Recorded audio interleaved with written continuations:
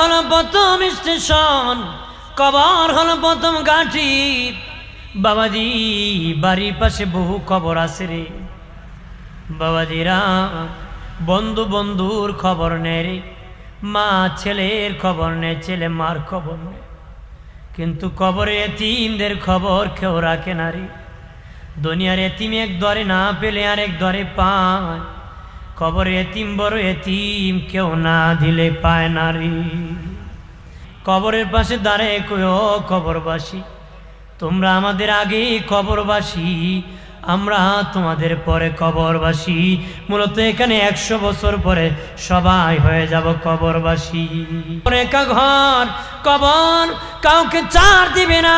আল্লাহ নবীর সাহাবী সাদ ইবনে মুআজ রাদিয়াল্লাহু তাআলা আনহুর ইন্তিকালের পরে আল্লাহর নবী নিজে জানাজার ইমামতি করেছেন।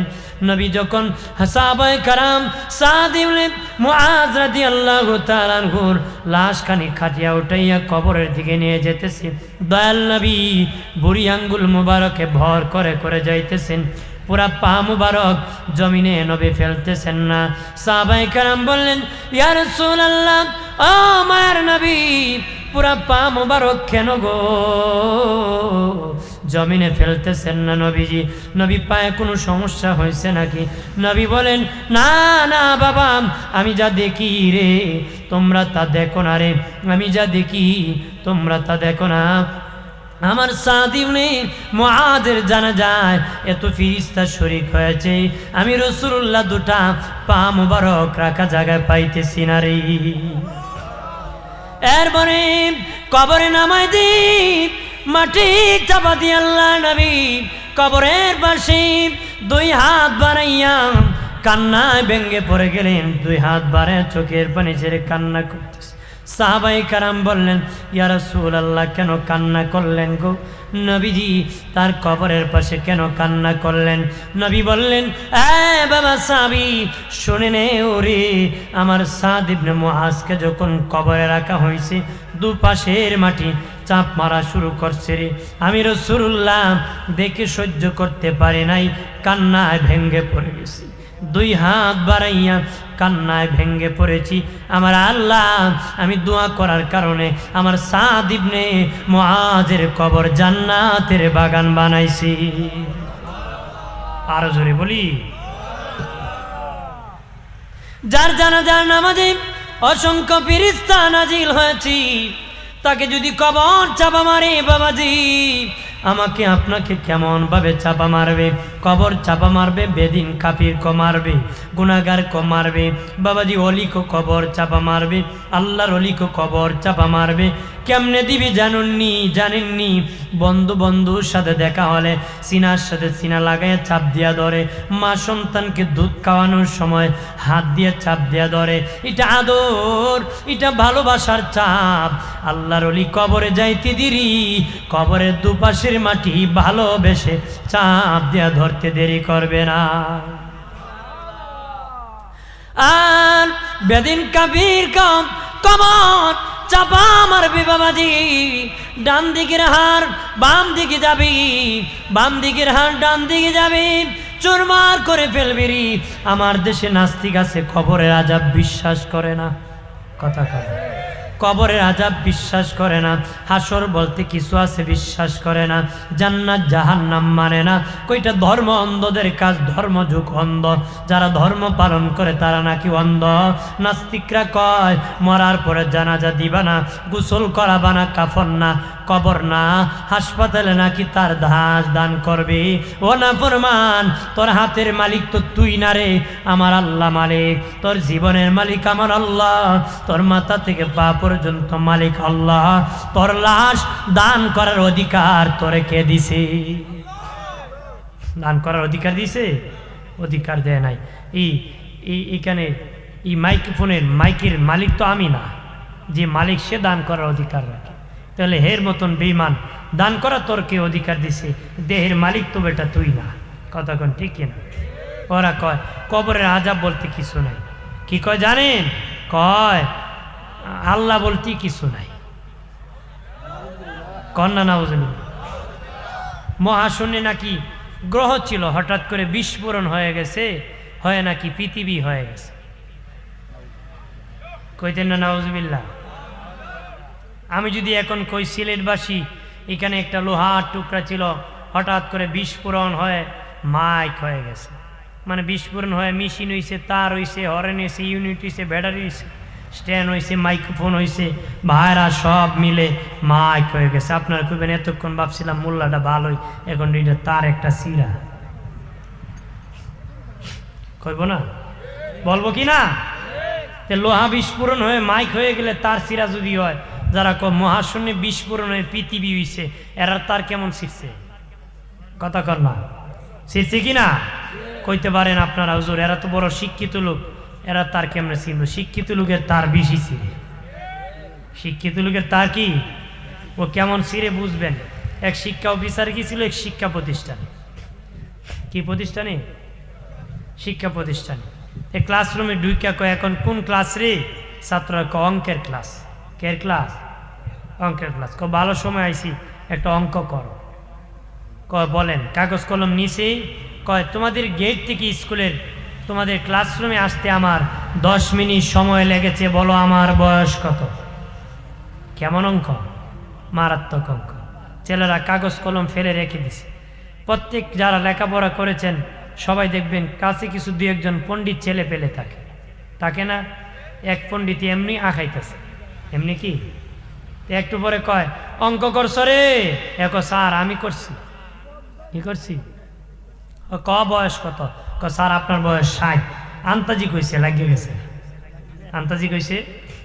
হ্যাঁ কইতেছে আমার বয়স যে 60 অঙ্ক করে বাহির করছ কেমনে? সূত্র কি?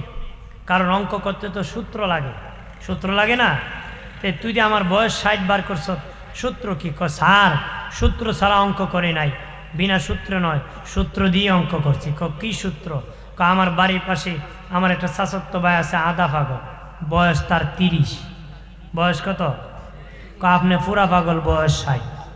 আধা পাগলের যদি 30 হয়, পুরা পাগলের কত? নাস্তিকরা পুরা পাগল।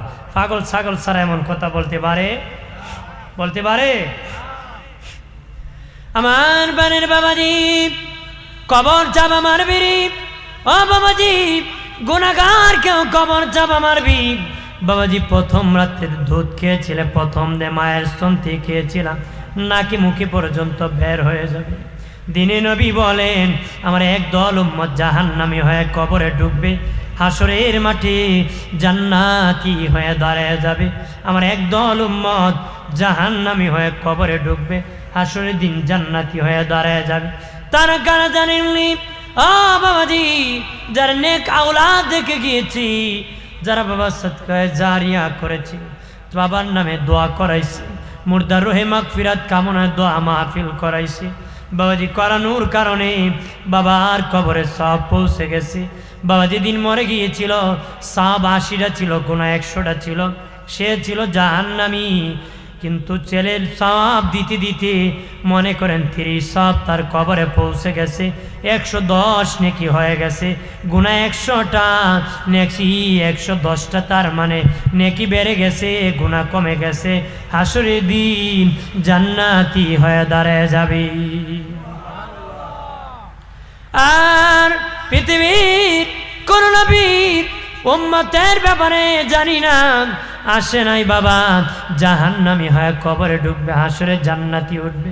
একমাত্র উম্মতে মুহাম্মদীকে আমার আল্লাহ জান্নাতি বানায়া উঠাবে। কবরের আযাব থেকে বাঁচার উপায় কি? উপায় কি বাবাজি? কেমন আযাব জানুনি? কবরের জবাব যদি না দিতে পারো গো, কবরে বাবা আযাব শুরু হয়ে যাবে। একজন অন্ধ ফেরেশতা মোটা একটা বেন্দা বস্ত্র নিয়ে আসবে, লাঠি নিয়ে আসবে, তোমাকে একটা বাড়ি দিবে, 70 গজ নিচে দাবায় দিবে, আবার উঠাবে, আবার বাবা নিচে দেবে যাবে, আবার উঠাবে, আবার বাড়ি দিবে, আবার উঠাবে। আর এই মাইয়িত চিৎকার করে কান্নাকাটি করবি। নবী বলেন ওই বাড়ির চুটিতে চিৎকার করবে, তার চিৎকারের আওয়াজ যদি পৃথিবীর মানুষ শুনতো, সব মানুষ পাগল পারা হয়ে যেত। কবরেরই আযাব যদি মানুষ শুনিত,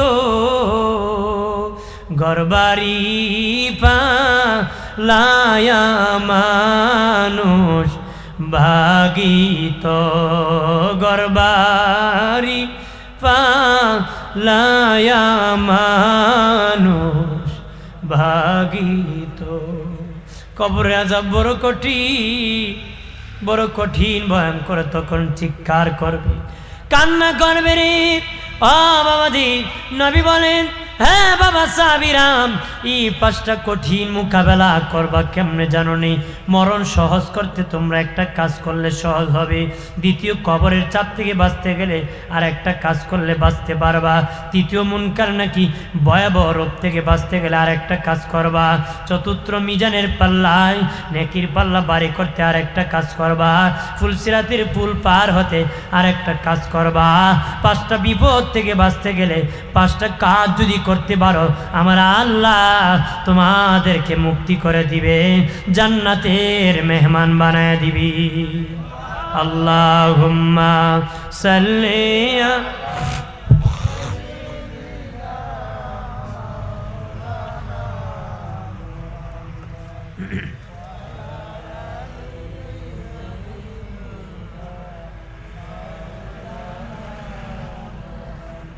ডানে মাটি বামে মাটি, আমাটি হবে বিছানা, উপরেতি বাঁশের সানি, আলো বাতাস লাগবে না আল্লাহ।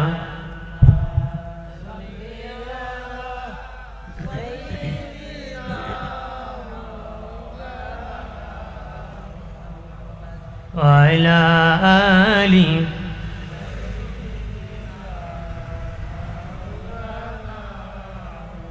আমার প্রাণের বাবাজি, সাহাবায়ে কেরাম ডেকে বলে, নবীজি কিভাবে বাঁচবো গো?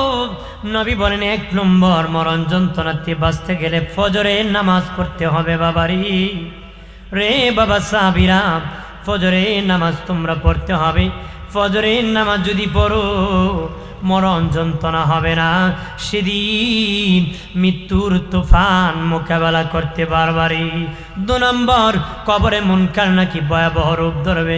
সেদিন তোমরা যদি এই ভয়াবহ রূপের মোকাবেলা করতে চাও, জোহরে নামাজ পড়ো রে, তাহলে ভয়াবহ মোকাবেলা করতে পারবা। 3 নম্বর, কবর চাপা মারবে। চাপ থেকে বাঁচতে গেলে তোমরা আসরের নামাজ আদায় করবা। আসরের নামাজ আদায় করলে কবর সংকীর্ণ হবে না, কবর জগৎ হয়ে যাবে, কবর বড় হয়ে যাবে, প্রশস্ত হয়ে যাবে, জান্নাতের সাথে যোগাযোগ লেগে যাবে। সেদিন আসরের নামাজ পড়লে সেদিন তোমরা মোকাবেলা করতে পারবারে। 4 নম্বর, মায়া নবী বলেন ফুলসিরাত, নবী বলেন 4 নম্বর, মিজানের পাল্লার কাছে নেকিবতী যখন ওজন হবে তখন ভয়াবহ মোকাবেলা বাবারে। বাবা সাহাবীরাম, সেদিন যদি তোমরা দুনিয়ায় মাগরিবের নামাজ পড়ো, মোকাবেলা করতে পারবা, নেকির পাল্লা ভারী হয়ে যাবে। 5 নম্বর, ফুলসিরাতের পুলি, নবী বলেন আমল যদি ধারাবাহিকভাবে তোমরা করে থাকো, মোকাবেলা সেদিন করতে পারবা। পরিপূর্ণ আমলদার হলে ফুলসিরাতের পুলে তোমরা মোকাবেলা করতে পারবা। পরিপূর্ণ আমলদার হলে ফুলসিরাতের পুলের মোকাবেলা করতে পারবা। কেমন ভাবে জানুনি? যখন একে একে সব 5 ওয়াক্ত নামাজ পড়েছো, নফল ইবাদত করেছো। দিনের নবী বলেন, যে ব্যক্তি এশারের নামাজ আদায় করবে, সে সেদিন ভয়াবহ মোকাবেলা করতে পারবে, ভয়াবহ মোকাবেলা করতে পারবে। কারণ বাবা, ফুলসিরাত পার হবে কেউ হামাগুড়ি দিয়ে, কেউ বিজলির আকারে, কেউ ঘোড়ার দৌড়ে নিয়ে যাবে, কেউ ঘোড়ার দৌড়ে নিয়ে যাবে, কেউ আবার বিজলির আকারে যাবে, কেউ আবার বাবাজি ফুলসিরাত বাবা ঘোড়ার বিজলি হামাগুড়ি দিয়ে যাবে। রাস্তা একটাই, গতি 3টা কেন হবে জানেননি? লাইট যখন অন্ধকারে আমরা আলো জ্বালাই, বাতি জ্বালাই, লাইটের পাওয়ার যত, কেউ যদি দৌড় দিতে চায়, তার লাইটের পাওয়ার যত বেশি, দৌড়ের গতি তার তত বেশি হবে। লাইটের পাওয়ার যত কম, দৌড়ের গতি তার তত কম হবে। ঠিক ফুলসিরাতের পুল বাবাজি চুল হতে চিকন, আবুসা হতে অন্ধকার, তলোয়ার হতে দাঁড়ানো এমন একটা রাস্তা বাবাজি। এক মহিলাকে হুজুর আন্তাজি কয়েন না, এমন কোন রাস্তা হতে পারে না। আমি কই মা, আমার আল্লাহ এমন আল্লাহ, চুল হতে চিকন রাস্তা বানাইতে পারে। কথা কনা পারে কিনা? সেদিন মোকাবেলা করতে হবে রে বাবাজি। খেয়াল করেন, ভালো করেন, সেদিন ওই ফুলসিরাত পুল পার হবেন কেমনে জানেননি? যার আমল যত বেশি তার লাইটের পাওয়ার তত বেশি, যার আমল যত বেশি তার লাইটের পাওয়ার তত বেশি। যার আমলে ফার্স্ট ক্লাস সে বিজলির আকারে ফুলসিরাত পার হয়ে যাবে। যে আমলে সেকেন্ড ক্লাস ঘোড়া দৌড়ে নেয় জান্নাতে চলে যাবে। যে আমলে থার্ড ক্লাস সে বাবা হামা ঘুরি দিয়া জান্নাতে যাবে রে। আমল যার নাই পাওয়ার তার নাই, দুজকে এসে পড়ে যাবে। এই জন্য বাবাজি পরিপূর্ণ আমলদার হতে হবে। আর বাবা বেশি বেশি করে মরণের ভয় অন্তরে জারি করতে হবে, আল্লাহকে ভয় করতে হবে। কবর দেওয়া, কবর এমন একটা ঘর, একা ঘর, সেটা থাকতে হবে। বেশি বেশি করে কবর জিয়ারত করতে হবে। আল্লাহ নবীর সাহাবী হযরত আবু যার গিফারি রাদিয়াল্লাহু তাআলা আনহু বলেন, আল্লাহ নবীর সাথে আমি জান্নাতুল বাকি মদিনার কবরস্থানে জিয়ারতে গিয়েছি। নবী দুই হাত বাড়ায়া কবরবাসীর জন্য দোয়া করছে। নবী দুই হাত বাড়াইতে বাড়াইতে আবু যার গিফারি বলেন, এত উপরে নবী উঠাইয়া দিছে, আমি আবু যার গিফারি নবীর বগল মোবারক পর্যন্ত দেখতে পেয়েছি। আল্লাহু আকবার। আমি আবু যার গিফারি নবীর বগল মোবারক পর্যন্ত দেখতে পেয়েছি। নবীজি এত উপরে হাত বাড়াইছে, তখন আমি জান্নাতুল বাকিতে তাকাইলাম, দেখলাম একটা ভাঙ্গা কবর নি পাওয়া যায়। একটা ভাঙ্গা কবর যদি পাইতাম, আমি আবু যারে ভাঙ্গা কবরে ঢুকে যাইতাম। ঢুকতে পারলে নবীর দোয়াটা আমি আবু যারের ব্যাপারে নসিব হয়ে যেত। আর জোরে কর বাবাজি। নানি আমার খেয়াল করেন, ভালো করেন, আমাদের আম্মা হযরত আয়েশা সিদ্দিকা রাদিয়াল্লাহু তাআলা আনহা বলেন, একই কম্বলের নিচে ঘুমাইতাম। নবী একদিন দেখি রাতের বেলা গভীর রজনীতে আমার হুজরায় নাই। ভাবলাম মনে হয় নবী অন্য বিবির হুজরায় গিয়েছেন। সব বিবির হুজরা তালাশ করলাম, নবী কোনো বিবির হুজরায় নাই রে। তখন ভাবলাম মাঝে মধ্যে নবী জান্নাতুল বাকি কবরস্থান জিয়ারতে যান, মনে হয় গভীর রজনীতে নবী জিয়ারতে গিয়েছেন। আম্মা জান আয়েশা বলেন, নবী জান্নাতুল বাকি কবরস্থানে আমি হেঁটে হেঁটে গেলাম, যে দেখি ওই কবরস্থানে অন্ধকার রাত্রিতে নবী দুই হাত বাড়াইয়া আল্লাহর দরবারে কান্না করতেছে আর বলতেছে, মালিক হাসরের মাঠে আমি নবীকে না জিজ্ঞাসা করে আমার একটা উম্মতকে জাহান্নামে তুমি দিও না। মারহাবা কর। আমার একটা উম্মতকে জাহান্নামে দিও না। এইভাবে দয়াল নবী মুনাজাত করতেছি, কান্নাকাটি করতেছি। মাশাআল্লাহ দোয়া যখন শেষ প্রান্তে চলে আসলো, আমি আশা বুঝতে পারলাম দোয়া শেষ হলে নবী আর থাকবেন না। আমি আগে আগে হাঁটিয়া আসিয়া হুজরার মধ্যে শুয়ে থাকলাম, কম্বল গায়ে দিই, চেহারা ডাকিয়া কম্বল গায়ে দিয়ে শুয়ে থাকলাম। বড় বড় করে শ্বাস ছাড়তেছি। নবী আসিয়া কয়, সাপ চমৎকার চালাকি ছিল রে, কিছুক্ষণ আগে আমার পাশনে জিয়ারতে ছিলাম, এখন আমাকে দেখাইতেছো তুমি ঘুমে আছো। মারহাবা কর না, আরো জোরে। কালকেও মাহফিল হবে, এই জন্য বেশি লম্বা করে শীতের দিন কষ্ট দিব না, সমাপ্তির দিকে। বাবাজি খেয়াল করেন, ভালো করেন। মা শাম কম্বল ফেলে দিয়া বলে, নবীজি ও মায়ের নবী, আমি যে অন্ধকার রাত্রিতে আপনার পাশনে জিয়ারত করেছি, আপনি কেমনে দেখলেন? নবী বলেন, আয়সারি তুমি আমাকে অন্য নবীর মতন মনে করছো নাকি? তারা দিনে দেখলে রাত্রে দেখতো না। সামনে দেখলে পিছনে দেখতো না, ডানে দেখলে বামে দেখতো না। আমি রাসূলুল্লাহ এমন নবী, সামনে যেমন দেখি পিছনে তেমন দেখি, ডানে যেমন দেখি বামে তেমন দেখি, দিনে যেমন দেখি রাতের অন্ধকারও তেমন দেখি। মা আয়েশা বললেন, নবীজি, ওগো মায়ের নবী, অনেক কান্নাকাটি করেছেন, অনেক কান্নাকাটি করে মুনাজাত করেছেন। আল্লাহ কোনো ভালো সংবাদ আপনারা জানাইছেন? আল্লাহ কোনো ভালো সংবাদ আপনারা জানাইছেন? নবী কয়, আয়েশা রে, ওই দোয়ার ভিতরে আমার আল্লাহ আমি রাসূলুল্লাহকে 2টা ভালো সংবাদ জানাইছি। জোরে কোন, কয়টা? 2টা ভালো সংবাদ জানাইছে।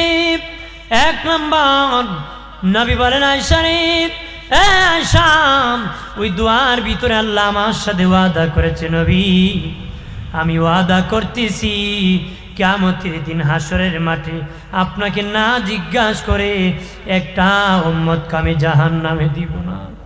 আপনাকে না জিজ্ঞাসা করে একটা উম্মতকে জাহান্নামে দিব না।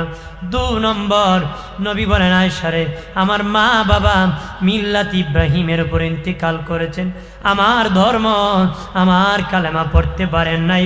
আমার মা বাবাকে রুহানিয়াত জগতে জিন্দা করিয়া, আমার কালেমা পড়াইয়া, ডাবল ইমানদার বানাইয়া আমার মা বাবাকে আমার উম্মত বানাইছি।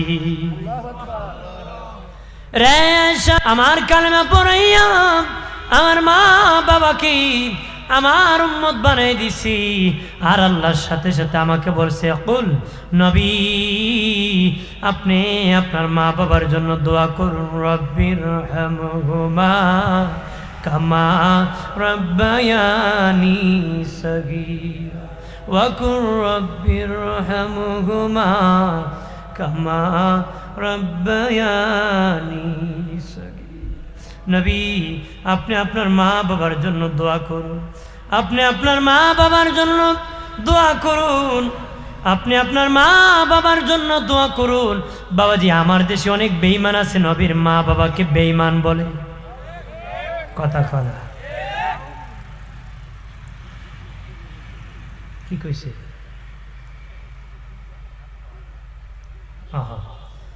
বলতেছে অনেক আছে, বলে আমার নবী না, নবীর মা বাবা নাকি বেঈমান ছিল। কন্যা নাউজুবিল্লাহ, জোরে কর।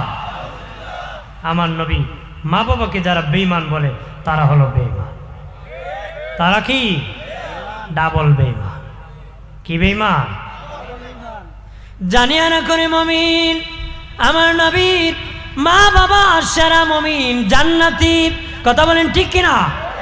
জানিয়া রাখো, নবীকে নিয়ে ব্যঙ্গ করবা না রে, তিরস্কার করবা না নবীর মা বাবা নিয়ে। নবীর মা বাবাকে নিয়ে যদি মস্কারি করো, আমার নবী কষ্ট পাবে রে। নবীর বিরোধিতা করে না। ইমাম জালালউদ্দিন সুয়ুতি বলেন, কেউ যদি আল্লাহকে গালি দেয়, কালেমা পড়লে আবার মুসলিম হয়ে যায়। কেউ যদি নবীকে গালি দেয়, কিয়ামত পর্যন্ত কালেমা পড়লে মুসলিম হবে না রে। খবরদার, জানিয়া রাখেন, আমার নবী দূরের কথা, পৃথিবীর কোন নবী বেঈমানের ঘরে জন্মগ্রহণ করে নাই। আমার নবী দূরের কথা, পৃথিবীর কোন নবী বেঈমানের ঘরে জন্মগ্রহণ করে নাই। অনেকে বলতে পারে, হুজুর ইব্রাহিম নবী বাবা আদর ঠাকুরের কথা শুনেছি। আদর ঠাকুর ব্রাহ্মণ ছিল, মূর্তি বানাতো।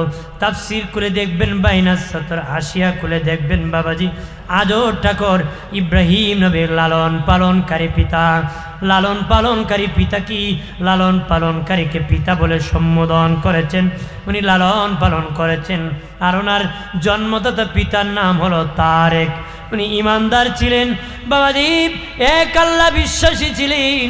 পৃথিবীর যত নবী রাসূল পাঠাইছেন আল্লাহ, সব ইমানদারের ঘরে জন্মগ্রহণ করেছে। আমার নবীও সেরা মুমিন, জান্নাতীদের ঘরে আগমন করছে। মানুষ মানুষকে মেরে ফেলতেছে, কোনো মায়া নাই। কথা কর না। দয়াল নবী বলেন, নবীজি বলেন, বন্ধন ভেঙে যাবে। কেমন ভেঙে গিয়েছি? পিতা পুত্রের বন্ধন ভেঙে গিয়েছি, মা মেয়ের বন্ধন ভেঙে গিয়েছি, বাবাজি এমন ভেঙে গিয়েছে, মা হইয়া মেয়েকে হত্যা করতেছে। মা হইয়া আপন মেয়েকে বালিশ চাপা দিয়ে মেরে ফেলছে। কেন মারছি? বাবা তাকে বিদেশি মা আরেক ছেলের সাথে কথা বলেছে, মেয়ে দেখে ফেলছে, বলছে বাবার কাছে বলে দিব। মা রাতের বেলায় মেয়েকে আরেক গুন্ডা ছেলের জন্য মেরে ফেলছে। আমাদের এই দেশে আছে, কথা কোন ঠিক না? আপন বাবা হইয়া নিজের মেয়ের সাথে জেনা করছে। নাউজুবিল্লাহ কোন না? আছে কি না? নবীজি বলেন কিয়ামতের আগে বিবিরা স্বামীর কাজে সাহায্য করবে, বিবিরা স্বামীর কাজে সাহায্য করবে। এটা কিয়ামতের ভয়াবহতা। নবী বলেন পুরুষ মানুষ বিবির গোলাম হয়ে যাবে, স্বামীরা বিবির গোলাম হয়ে যাবে। এটা কিয়ামতের আগে মানুষ বাবা বাড়াবাড়ি করবে রে, বাড়াবাড়ি করবি বাবা। 3 দিক থেকে একটা আগুন বের হবে, একদিক খোলা থাকবে রে, মানুষ প্যালেস্তাইনের দিকে সব দৌড়াবে। কয়দিক? 3 দিক থেকে আগুন বের হবে, একদিক প্যালেস্তাইনের দিক খোলা থাকবে। এই আগুন জ্বালাতে কিছু গ্যাস লাগবে না, খেরকুটা লাগবে না, কয়েলও লাগবে না, অটোমেটিক জ্বলবে। অটোমেটিক কি জ্বলবে, আর মানুষ প্যালেস্তাইনের দিক দৌড়াবে। প্যালেস্তাইনের দিক কি?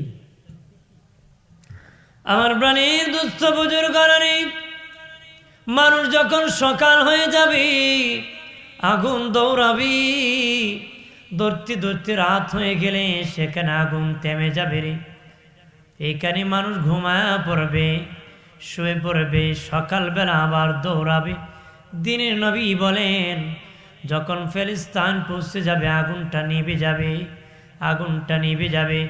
নিজ নিজ দেশে কেউ কারো ফিরে আসবে, কেউ আবার ফিরে আসবে, আবার কেউ ফিলিস্তিন থেকে যাবে। হঠাৎ করে একটা রাত হয়ে যাবে বিশাল লম্বা বাবা, মানুষ দেখবি সূর্য ডুবে গেছে পশ্চিম দিকে, আর সকাল হইতেছে না। অপেক্ষা করতে করতে 40 দিন পরে রাত পোহাবে। কয়দিন পর? 40 দিন। এর ভিতরে রাত পোহাবে, মানুষ কানবে, গরুর বাছুর কানবে, মানুষ কান্নাকাটি করবে। কি হলো রে? রাত্রি পোহাইতেছে না, আলোরই হইতেছে না, অন্ধকারে দূর হইতেছে না, চিন্তা করবে। কিন্তু হঠাৎ করে দেখবে আলো হয়ে গেছে, কিন্তু সূর্য ওঠে পূর্ব দিকে, সেদিন উঠবো পশ্চিম দিকে। সেদিন উঠবো কোন দিকে? যেদিন বাবাজি পশ্চিম দিকে উদিত হবে, সেদিন থেকে আর কেউ কালেমা পড়ে মুসলিম হবে না রে। সেদিন থেকে নতুন করে কেউ কালেমা পড়ে মুসলিম হবে না, কারণ সেদিন হয়ে যাবে প্রমাণ। আজকে না দেখিয়ে বিশ্বাস করেছি এটা ঈমান, সেদিন হয়ে যাবে প্রমাণ। বাবাজি হাসরের মাঠে আল্লাহকে দেখবে মানুষ, কালেমা পড়লে হবে না আর ঈমান হবে নাকি? তো কবরে গিয়েও মানুষ ঈমান আনবে, ঠিক কিনা? তার ঈমানের একটা বাজেট আছে, সময়সীমা আছে, এর ভিতরে নিতে হবে, তারপরে আর নেওয়া যাবে? নেওয়া যাবে? যাবে না। 60 বছর আগতে পশ্চিম দিকে উদিত হবে, তখনই দরজা বন্ধ হয়ে যাবে, তওবার দরজা কি বন্ধ হয়ে যাবে। আর কেউ কালেমা পড়লে মুসলিম হবে না। যদি সারা জীবনও কয় লা ইলাহা ইল্লাল্লাহু মুহাম্মাদুর রাসূলুল্লাহ, আর ইমানদার হবে। যারা ছিলই, নতুন করে হওয়া যাবে না। নতুন করে কি? আমার প্রাণের বাবাজি নারী, ও বাবাজি খেয়াল করেন ভালো করিয়া। এর আগে বাবাজি ইটালির এক বেঈমান, ফিলিস্তিনের এক মুসলমান, ঝগড়া লেগে যাবে বাবা। ঝগড়াটা তামাম পৃথিবী লেগে যাবে। তামাম পৃথিবীর সব বেঈমানেরা ইটালির বেঈমানের পক্ষ দিবে, সব দুনিয়ার মুসলিমেরা ফিলিস্তিনের মুসলমানের পক্ষ দিবে।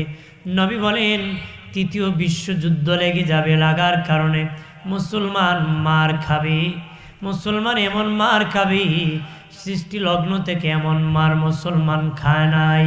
তখন বাবাজি আর প্রকাশ্যে আজান দিতে পারবে না, নামাজ পড়তে পারবে না রে, গোপনে চলে যাবে। তখন মুসলমান জাতিকে উদ্ধার করার জন্য আল্লাহ বীর সিফা সালা ইমাম মাহাদিকে পাঠায় দিবেন। কাকে পাঠাবে?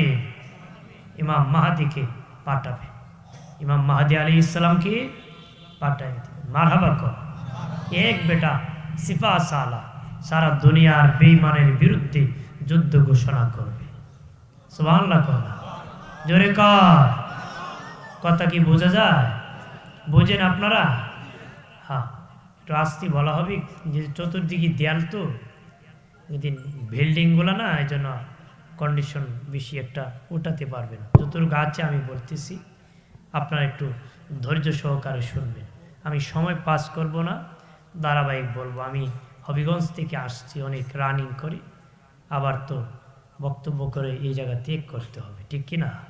এই জন্য আপনারা মনোযোগ সহকারে শুনবেন, তারপরে দোয়া হবে, বাসাতে ফিরে শুয়ে থাকবেন। এটি সারা জীবন তো ঘুমালাম, 50 বছর হায়াতে তো 25 বছর ঘুমিয়ে কাটাই দিছে। কথা না, শেষ জমান যখন মরণ আসবি এমন ঘুম ঘুমাবেন আর সজাগ হওয়া লাগবে না। আর সজাগ হওয়া লাগবে। আমার প্রাণে দুস্থ বুজুর্গরানি, তখন হযরতে ইমাম মাহদী আলাইহিস সালাম কাবা ঘরে জিয়ারতে আসবেন, বাবা তাওয়াফে আসবেন। তখন আলেম উলামার সাথে ইমাম মাহদীর দেখা হবে। সর্বপ্রথম আলেমদের সাথে দেখা হবে।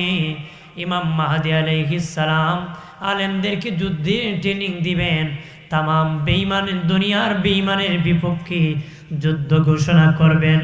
উনি 4 দিন মোট যুদ্ধ করবেন, 4 দিন। প্রথম দিন যুদ্ধে যখন যাবেন, বাবাজি জিহাদের মাটি বেঈমানের হুঙ্কার দেখি ইমাম মাহদীর সৈন্য পলায়া চলে আসবে, ভাগিয়া চলে আসবে। দিনে নবী বলেন, যারা আমার ইমাম মাহদীকে ময়দানে রাখিয়া ভাগিয়া চলে আসবে, আমার আল্লাহ কোনোদিন তাদের তওবা কবুল করবে না। নাউজুবিল্লাহ।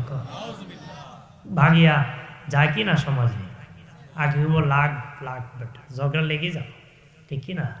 লাগলে পরে বেচারা ফলায়। মানুষকে গ্রাম দেশে চালাক ওই বেচারা যে খাওয়ানোর আগে মায়ের ফিসে, মায়ের কি ফিসে, আর খাওয়ানোর আগে খায়, আর ঝগড়া দেখলে ফলায়। এমনি খুব জীবন দিয়ে দিব, পরে সেন্টিল ফালায়া ফলায়া যায়। নিবেন না, কোন আরেকজন কিনে ফেলবে। আরেকজন কি মানে এটা দরকার নাই, এটা কি, কিন্তু আপনাকে ফার্ম দিয়ে গাছের আগে উঠাই দিই। কতক্ষণ আছে কি না? ভাইরা আমার খেয়াল করেন ভালো করে। ও বাবাজি, দ্বিতীয় দিন ইমাম মাহদী যুদ্ধে যখন নেমে যাবেন, যুদ্ধ করে কম সংখ্যক সেনাপতি নিয়ে আসবেন। তাদেরকে লইয়া নবীজি বলেন, তৃতীয় দিন আবার যুদ্ধে যাবেন। যুদ্ধ করিয়া কয়েকজন সেনাপতি নিয়ে ফিরবেন। তখন চতুর্থ দিন কেমনে যুদ্ধ করবেন?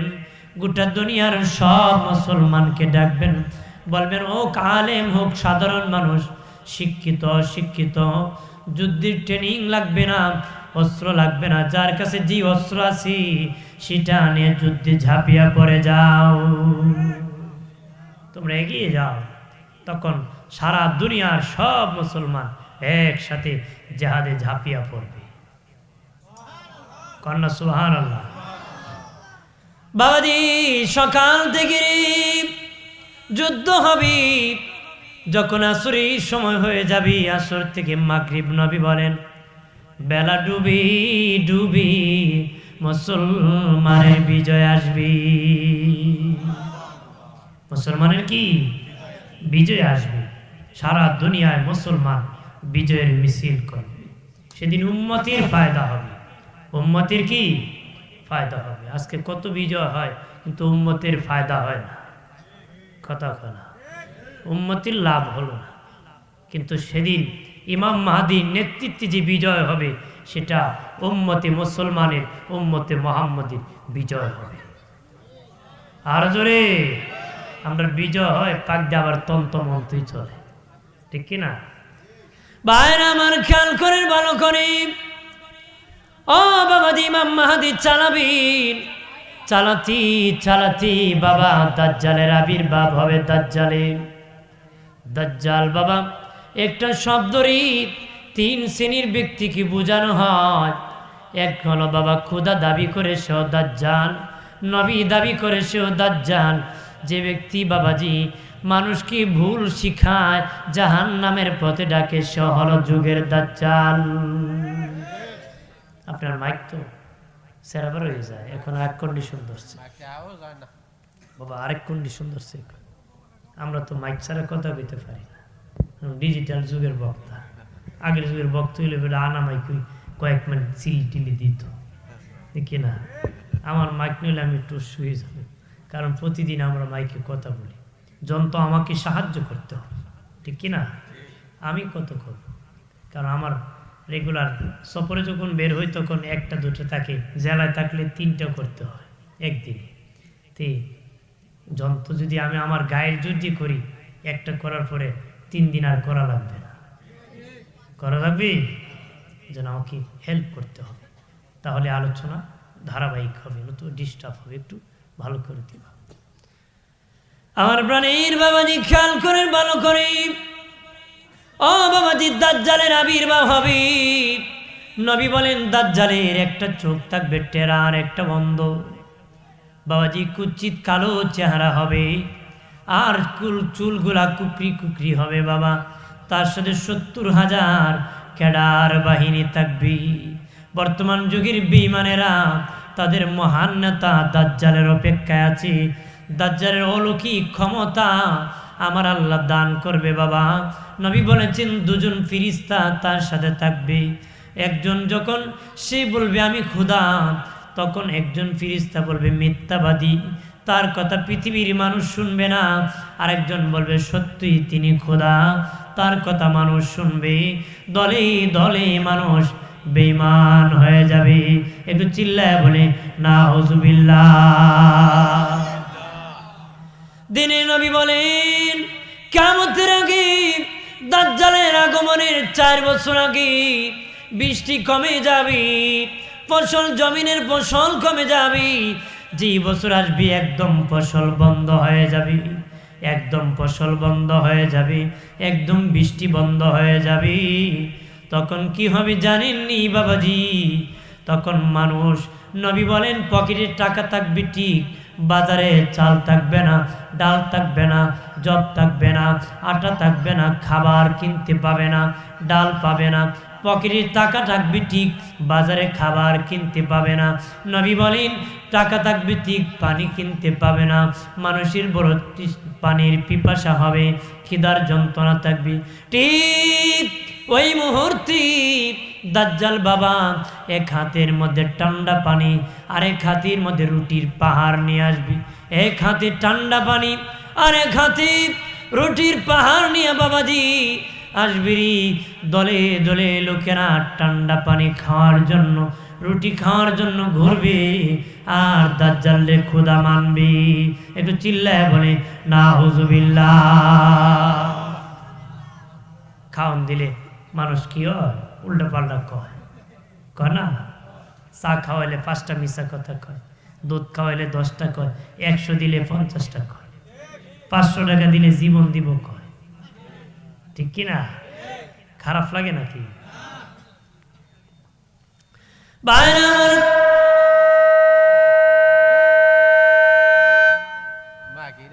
এইভাবে তো বাবা আটকা,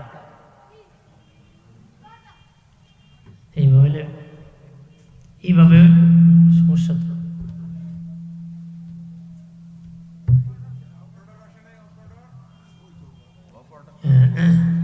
এইভাবে কথা কন যেত। তোমার তো লোক নাই তোমার, হ্যাঁ? কে উনি দিয়ে চলে গেল কেন?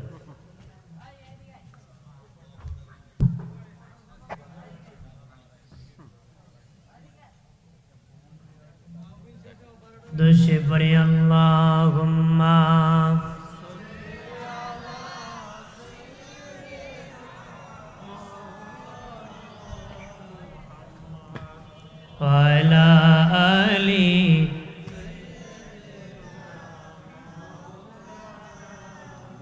কিসের বড়াই কররে মন মাটির দেহ লইয়া কখন জানি চলে যাবে প্রাণ পাখি তোর উড়িয়া